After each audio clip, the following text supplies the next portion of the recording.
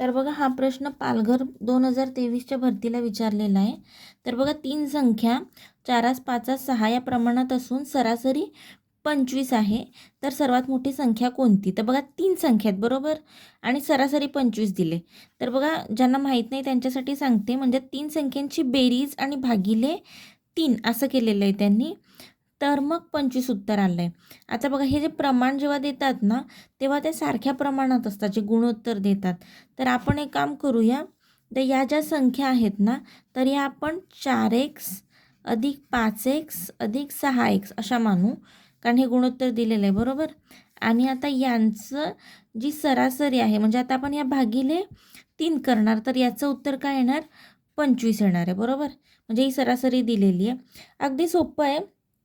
बघा आता आपल्याला काय करावं लागेल, तर ह्यांचं आता ही कोणती पण संख्या बघा, जर या साईडला खाली असते ना, तर तिकडे वरती जाते. म्हणजे ही भागिले आहे तर गुणिले होते, हे तर माहिती असेल. किंवा गुणिले असते तर ती बरोबरच्या चिन्हाच्या विरुद्ध साईडला येते, तर मग ती भागिले होते.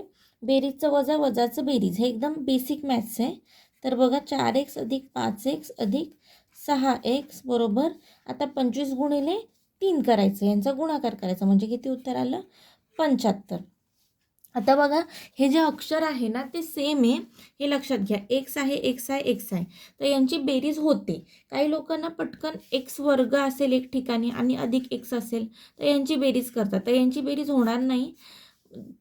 एक्स म्हणजे जे कोणते पण अक्षर असतं ना ते सेम लागतं, वर्ग किंवा असं चालत नाही. आणि आता हे जे आहेत ना 4x 5x, तर हे या बाजूला आहेत, म्हणजे कोणत्या डाव्या बाजूला आहेत, मग त्यांची बेरीज करू शकतो. पण जर हे असं असतं ना, एक्सचा 4था घात अधिक एक्सचा 5वा घात, तर मग त्यांची बेरीज झाली नसती. पण जर डाव्या बाजूला असेल तर त्यांची बेरीज होते.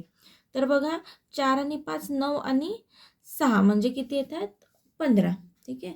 तर मग 15x बरोबर 75 असं येतं आहे. मग एक्स बरोबर किती येणार? तर 75 भागिले 15 म्हणजेच 5 उत्तर आलं. ठीक आहे. तर एक्स बरोबर किती आले? 5 आले बरोबर. तर आता आपल्याला माहिती आहे आपण ह्या ज्या संख्या मानल्या होत्या, तर मग जी 4x जी संख्या मानली तर ती किती येणार? तर 4 गुणिले 5 करावं लागेल आपल्याला, म्हणजे 20 आले बरोबर. त्यानंतर इथे 5x आहे, म्हणजे 5 गुणिले 5 म्हणजेच 25 आले. आणि 6 म्हणजे 6 गुणिले 5 केलं तर 30 आले. तर बघा 20, 25 आणि 30. तर आपल्याला काय विचारले? सर्वात मोठी संख्या कोणती? तर सर्वात मोठी संख्या किती आहे? 30 ही सर्वात मोठी संख्या आहे. तर या पद्धतीने हे गणित सोडवायचं आहे. बेसिक कन्सेप्ट बरेच येतात आणि बरेच कन्सेप्ट मिळून ते एक गणित आहे. तसं सोपं आहे, प्रॅक्टिसने होईल. बेसिक मॅथ्सचंच गणित आहे, फक्त कन्सेप्ट थोडे जास्त आहेत. ठीक आहे. थँक्यू.